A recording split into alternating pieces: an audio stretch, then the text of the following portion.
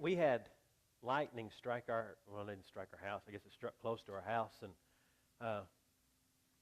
sent, I guess it kind of electrocuted or fried or did whatever it does to, some of those good electronic devices that you have in your house. And this one was our TV, and it's a bummer. That's terrible. So for about, let's see, when did that happen? About 1-ish or so, and for probably, I don't know, 9 hours, I piddled around trying to figure out how to get a TV to work in our house, or what was wrong with that TV. And I was so disappointed, so I called DirecTV, which I don't really care for anyway, but I really wish I had Dish Network back, but that's a whole nother story. So I called DirecTV, and of course, I didn't call another person in West Kentucky that had the same type of dialect and lingo that a West Kentuckian person like yourself would have. You know what I'm talking about now. Come on now, don't act like you've never been there before. I kept having to ask her, now, what are you saying? Repeat yourself. Tell me what it is you want me to do. So after an hour and a half an hour with her, hour and 10 minutes or something with her, I went into this little tirade, and we're going to talk about tirades here in a minute. So I can be the first to confess. So if I go to the altar, as you should, at the end of this, you won't have to worry about or wonder about what Todd's confessing to the Lord. I'm going to tell you right now. So I went into a little tirade, a little fit, and again, you've been there. I know you've done it now. Come on.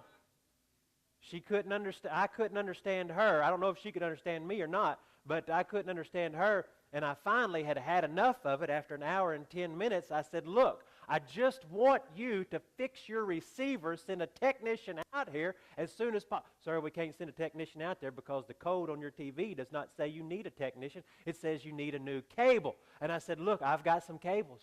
I'll get another cable. I've got cables in the garage. I'll plug them up. And they still won't work. And, of course, they didn't work. So I just lit into her.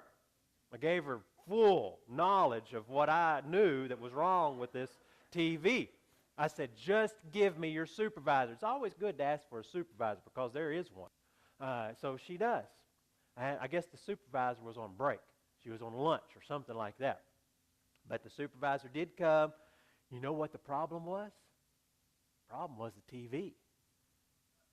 It wasn't DirecTV's receiver. I didn't tell them that, though.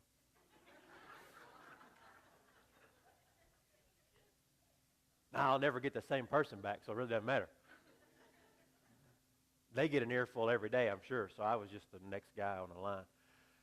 But anyway, it really appears like it's that TV that got a little barbecue in it last night. So I gotta go get a new TV, So Jimmy calls me in the middle of or at the end of that, and he asked me, "How's your day going?" So I went into him too. I gave him. I really thought he had a TV. I thought he'd go give me a TV. He said, "I'll go get you a TV if you'll just shut up about it." I thought that's what he would say, but he didn't. He didn't volunteer that. He said, "Well, since you're having problems, let me tell you about another problem." He said the air conditioner in the house next to us over here, it went out. So maybe if any of you guys, I'm just going to throw this out there, maybe you have a good quality. I'm not talking about something that you've had stuck away in your barn that's got mice in it or something like that, but maybe you have a good quality window unit, 25,000 BTU or something like that. Maybe you have one that you don't use anymore. I'll just throw that out there. Maybe you can bless us with that. If you don't have one, that's fine. We'll go pick one up this afternoon. They need to have some air conditioning over there, and that's our responsibility to take care of that.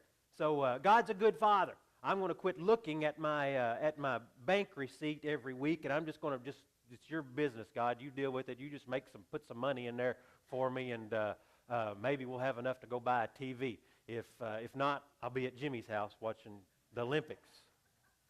You're not going to be there anyway. We'll be there.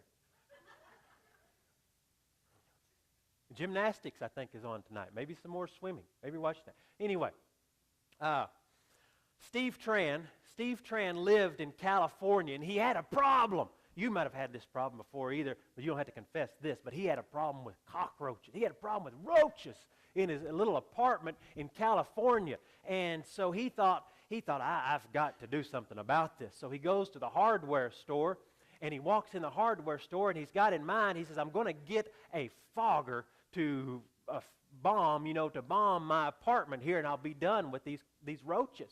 Well, he looks at the can, he looks at the back of the can, and he knows the square footage of his apartment, and the can says for a size apartment of his, he would need 2 cans. So he buys 25.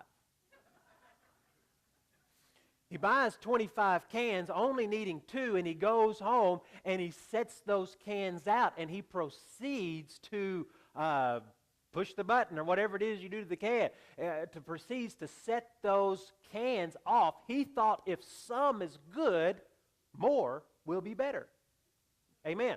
So he returns, he lights them, he walks away, he leaves his apartment thinking, I will rid myself of this problem. Well, what ended up being the problem was that when he set off those 25 cans of fogger, the fog from those cans made its way to the pilot light on his stove. And it exploded. It exploded, and the screen door, the explosion was so powerful, the screen door on the front of the apartment blew off. It blew across the street. Every window in the apartment blew out. It caught the furniture on fire, and it did over $10,000 worth of damage to his little apartment. He said, I just wanted to take care of the problem. So in overkill, he blew the place up. That's a lot like anger as well. Maybe I had a little overkill yesterday. I think mine was justified. But you've had overkill in your anger before as well. So many times when we get mad or we get upset or we get angry, it is overkill. Amen. And in that, we discover that what happens is we hurt other people. Ephesians chapter 4. We've been talking about this, and we have probably a couple of more weeks on this. But Ephesians chapter 4, we learn that we are not slaves. We've talked about this. We are not slaves to the old self. We have been made new, and we have a new self to put on. Because of that, we do not have to settle. Paul said that. We discovered that last week. We do not have to settle for, last week we talked about lying. We do not have to settle for that old man mentality of lying. We do not have to settle. This week, we learned about anger. We don't have to settle for anger as well. We have a new self that we can put on. Now, do you know that it can be good? You can be good and mad at the same time. It is doable. You can do that. Paul says it. So Ephesians chapter 4, verse 26. It says, be angry. And we just stop right there. Be angry. Can you be angry and not sin? Well, you can. I'm going to show you. Over 200 times in the Old Testament, God was angry. He was angry. Just look at, you just stay there. I'll read it to you. But Psalms chapter 7, verse 11. God was angry. It says this, God is a righteous judge and a God who has indignation every day. So what that means is God is angry every day. Have you ever thought about that? God is angry every day. What is he angry at? He's angry at sin. God's mad at sin. There's an indignation. God has an indignation about sin every day.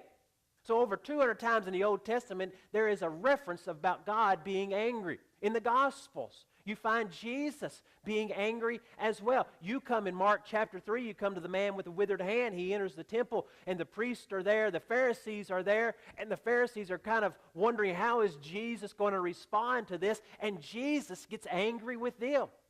Jesus has an indignation with the disciples when they try to keep the children from him. When he was when the temple, you remember this, when the temple was turned into a shopping mall, what does Jesus do? Jesus comes in, and in anger, he overturns the tables, and he makes a whip, and he cleans house. So if God and Jesus get angry, there must be a righteous way to do it. It's an emotion. Anger is an emotion, so there must be a good way that we can have some anger in us. When you are angry, this is it right here. This is how you can have a good anger. When you are angry about the right thing and respond the right way. So there's a difference. There's a difference in the way we typically respond. The problem is, we think our anger is always justified. We think our anger is always right. And we think the way we respond is always correct. What that is, it's the flesh telling you to believe that way. So when you fly off the handle, that is the flesh. That is not the right way to respond. Now you can find a plethora of study or information to read about anger if you want to spend time and look it up. I found one study that listed 4 degrees of anger. It said the first degree was indignation. Indignation means you just sit there, you probably kind of sulk or swell up, and you hold the anger or the bitterness in. You don't ever share it or speak it or let it affect or let it spew out onto somebody else. So you move from indignation, then you move into wrath.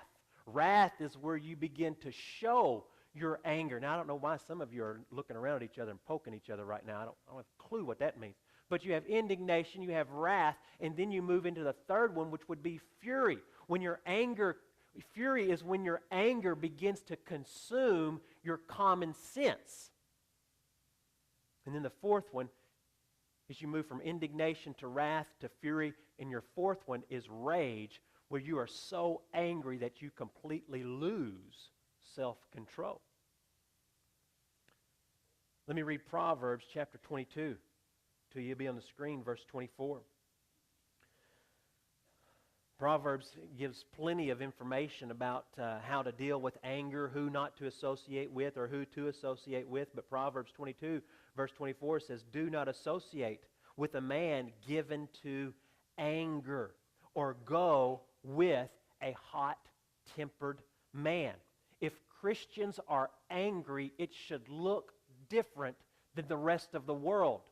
Our anger, our letting it come out of us should appear different than a lost person.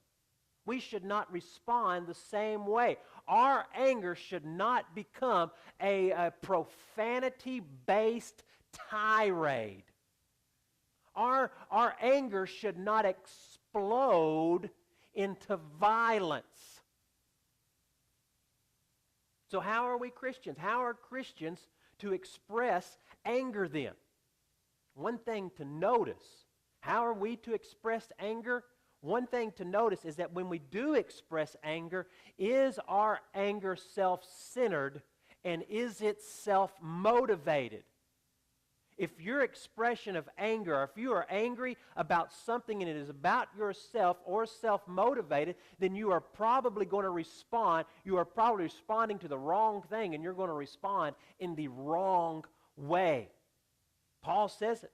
Paul says, be angry and yet do not sin. Now, I gave you an example of Jesus. He was angry at injustice, right? He was angry at what was going on. Or he was angry if somebody was mistreated, or he was angry if somebody was hurt. He never became angry because of what somebody else did to him.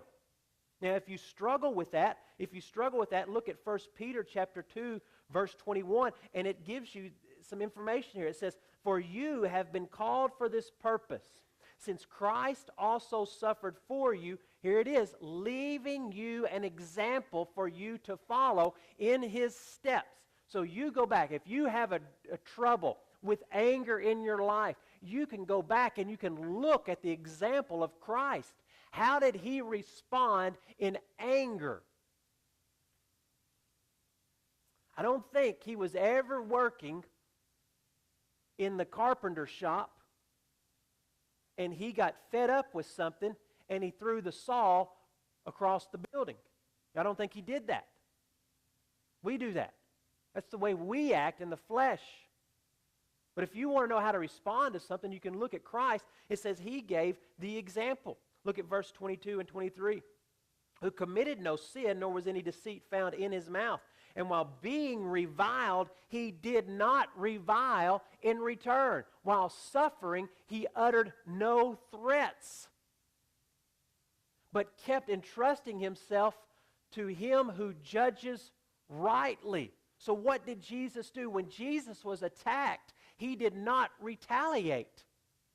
When Jesus, when anger was poured out against anger, he did not react with anger and hatred and violence, wrath from himself. He did not respond to anger with self-motivation or selfish desires. It was not a self-centered anger when he responded. My goodness, look at what happened to him when he was on the cross, when he was nailed to the cross. Do we see that Jesus lost self-control when he was nailed to the cross? No. What did he do? When Jesus was being nailed to the cross, he prayed for the people who were attacking him.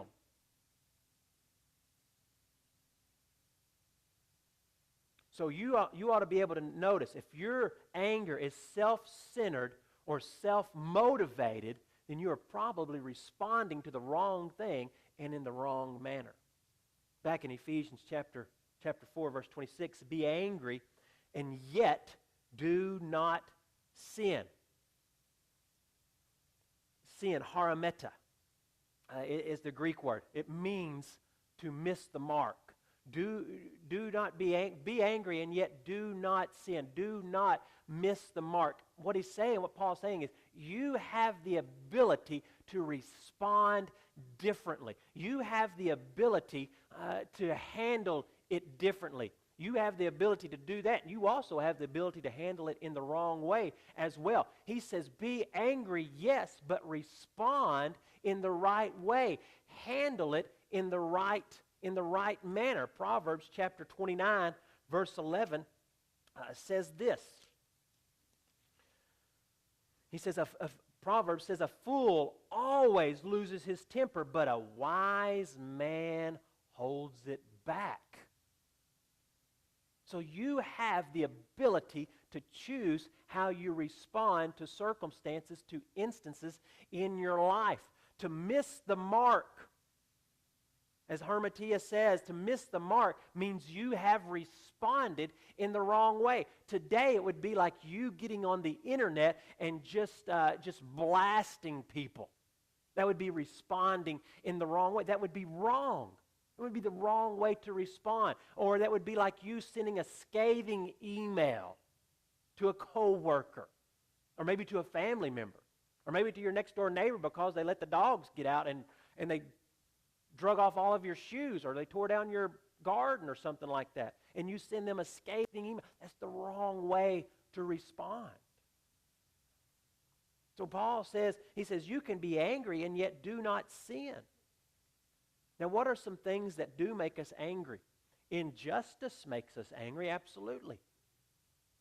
Injustice, fear makes us angry. When we are fearful, you've heard of fight or flight. That's where that would come in. You're either going to hunker down and fight it out, or you're going to flee from it, turn your back and run. Fear makes us angry. Hurt makes us angry. When you get hurt or somebody you love gets hurt, we become angry over those circumstances, those instances. Now remember when somebody hurts you, or somebody hurts somebody else you love, a child or somebody you know, you need to remember this: hurting people hurt people. Hurting people hurt people. So when somebody when somebody flies off the handle at you and maybe gets into a fury or heaven forbid, a rage, but somebody in fury lashes out at you, it's quite possible that they are hurting from something else and it had nothing to do with you. But you are receiving the force behind it. Next he says, still verse 26, chapter 4, Ephesians, he says, be angry and yet do not sin. Don't miss the mark. Do not let the sun go down. Now, that do not let the sun go down, it means do not let your anger go on and on and on. Don't let your anger continue on in the way that it's going. Do not let your anger turn into something else. Do not continue to hold a grudge, is what Paul is saying. Don't let it go on and on and on. Don't continue to hold that grudge. He says, be angry and yet do not sin. Don't miss the mark. Do not let the sun go down. Don't continue to hold that grudge on your anger. That anger means wrath. It means a violent behavior. You have let the indignation turn into wrath. You've let the wrath turn into fury, and now you have let the fury turn into rage.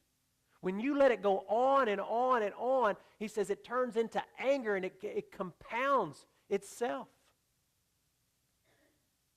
So what do? How do you respond? How are you to act?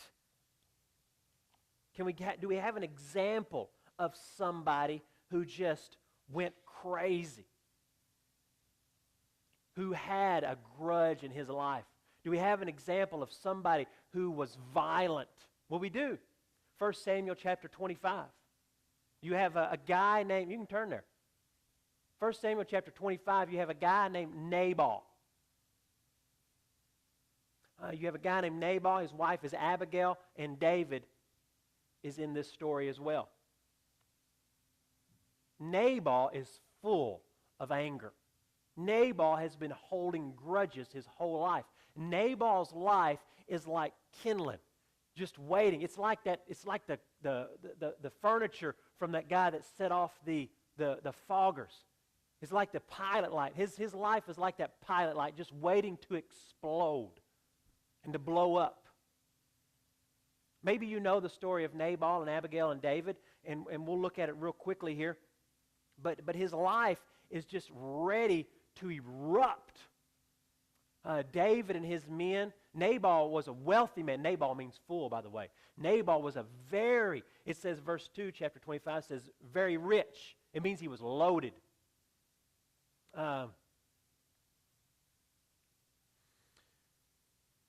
He was wealthy. He has all these flocks. David and his men, they're on the run. They found some safety in Nabal's property and Nabal's farmland. And Nabal has these flocks of sheep and goats and whatever else that he has. And David tells his men, he says, don't you guys touch a single one of these animals. Matter of fact, we're not going to do that. We're going to protect these animals. We're going to protect them from wolves, wild, whatever it is. And we're going to make sure that Nabal doesn't lose any of these animals. They go so far as to make a perimeter around the livestock, around the flocks there, and they put their self in between Nabal's flocks and the enemy, the predators. So they do this for an extended period of time, and finally the day arises when it's slaughter time, and Nabal is going to kill some of the flock there for food, maybe for sheep shearing time, maybe to sell as well. And David goes and he tells Nabal, he sends a word to Nabal. He says, Nabal, we have been guarding over your flocks for a long time now. We've been watching over them. We've been protecting them. We haven't harmed them. Your flock has increased because we have been here on site. And Nabal, if you could so spare maybe just a little bit of some barbecue for us. You know, if you could make us some dinner, we sure would like to regain some of our strength. We could use some of that. Well, when Nabal hears about this, he goes berserk. He flies off the handle. He's in fury. He's in rage. He's violent. And when the servants come back and tell David how Nabal responded, do you know how David responds? David responds, look at verse 36 and 37, I think. David responds, he's going to kill him. David is going to kill Nabal because of the way he has responded. Nabal, we know, was very rich. He had a lot of flocks. His wife is Abigail, and David has asked for a little bit of portion of return so that he can feed his men, and Nabal has gone off the deep end. David has responded. He's about to kill Nabal, but here's what happened. The servants are going to tell Abigail now. Here's what's about to take place. Nabal's going to die at the hands of David. So look what happens here. Let me start verse 34. Nevertheless, as the Lord God of Israel lives, who has restrained me from harming you, unless you have come quickly to meet me, surely there would not have been left to Nabal until the morning light as much as one male. So David received, oh, that's not right. I knew that one. 34. Mine was right. Okay, 36. I was right. 36. Abigail comes to Nabal. He's holding a feast at his house. So Abigail has come to David. She's brought food to David. She's brought calmness to David. She has come to David and said, look, you don't need to respond this way. I know who you are. That's what Abigail tells David. I know who you are. So David listens to her. He doesn't go and kill Nabal, but look what Abigail does. Abigail comes to Nabal. He's holding a feast. He's drunk. Nabal's heart was merry within him, for he was very drunk. So she did not tell him anything until the next morning light. But in the morning, when the wine had gone out of Nabal, his wife told him these things, and his heart died within him, so that he became as stone. David is about to kill Nabal. Abigail walks out. She comes out to meet him and says, hold on. You don't need to respond this way. You may be angry, but you don't need to have this rage in you. I know who you are. I know God has his hand upon you. I know who you will be someday.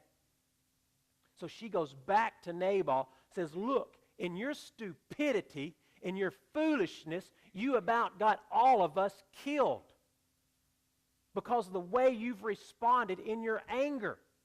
David was coming over here to kill you. I have stopped him, and I gave him some food as well. When Nabal hears this, what's it say about his heart? His heart became as stone. He had a heart attack. That's what happened to Nabal. Do you not know that holding grudges, anger in your life can have an effect on you physically, your health-wise as well? Nabal, in his anger, has a heart attack right here. If all we do as Christians is walk around mad and respond to others in the wrong way, it says a lot about our Christian maturity. Anger's bad for your health. You see it here with Nabal. Medical science has proven it as well. Study after study has been done to show that. Back to Ephesians. Verse 27 now. So he says, and here's the key, and we're almost done. He says, do not give the devil an opportunity. When you stay mad, you give the devil a foothold in your life. You give the devil an opportunity to come in and take inventory in your life. You give him an open door to come in. So what Paul is saying is, he's saying, look, when you stay mad, when you have this anger in your life, you are opening yourself up to the devil. You are opening yourself up to him. He will come in. He will find something else in you, in your heart, in your life, and he will fixate on that as well. Do not give the devil opportunity. Because of why? Because of Romans chapter 12, verse 19. Never take your own revenge, beloved, But leave room for the wrath of God, for it's written, vengeance is mine, I will repay, says the Lord. Leave room for God. When you take matters, when you take anger, when you take justice into your own hand, you have said, I'm going to walk with the devil right here, and I'm not going to give God any room to respond to this. You've taken it out of his hand.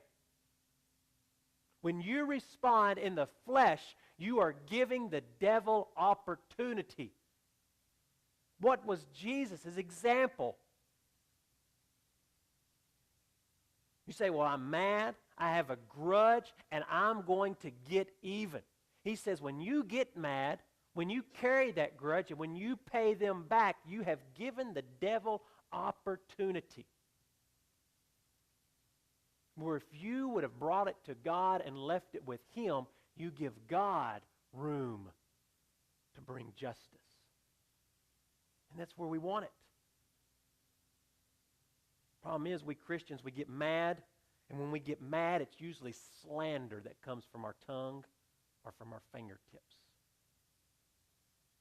Paul says, you put it aside. He says, do not give the devil the opportunity. And what that opportunity means is do not give the devil a place to stand. When you give the devil opportunity in your life, that means he has a place to stand. You've marked out, devil, you can have this little place right there. And you know what the devil's doing while he's standing right there? Like I said, he's taking inventory.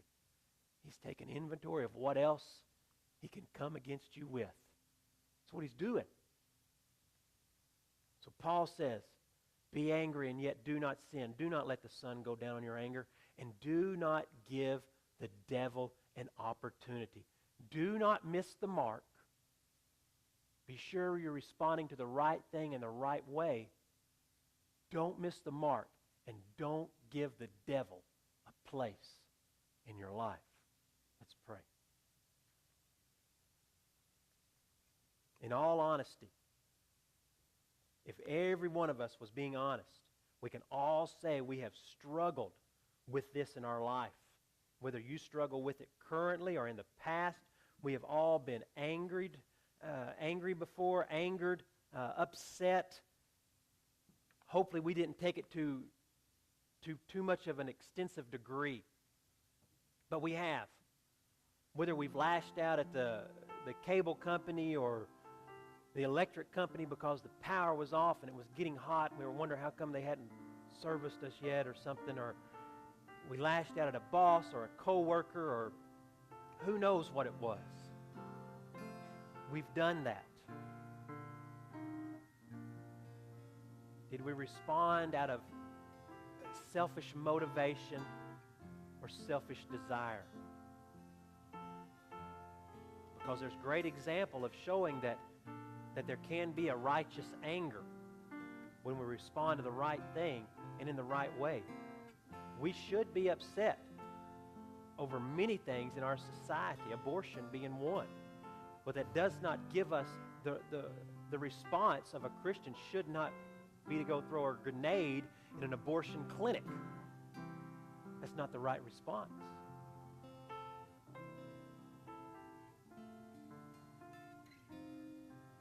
Maybe just in your pew this morning you want to pray that God would protect your thoughts, guard your tongue, guard your hearts, guard your fingertips that you don't lash out to others. Maybe you want to try to model Jesus a little more closely in this area. We've all been bitten by this. You can be mad, but you can do it in the right way. Don't respond wrongly that you miss the mark, that you give the devil a place in your life.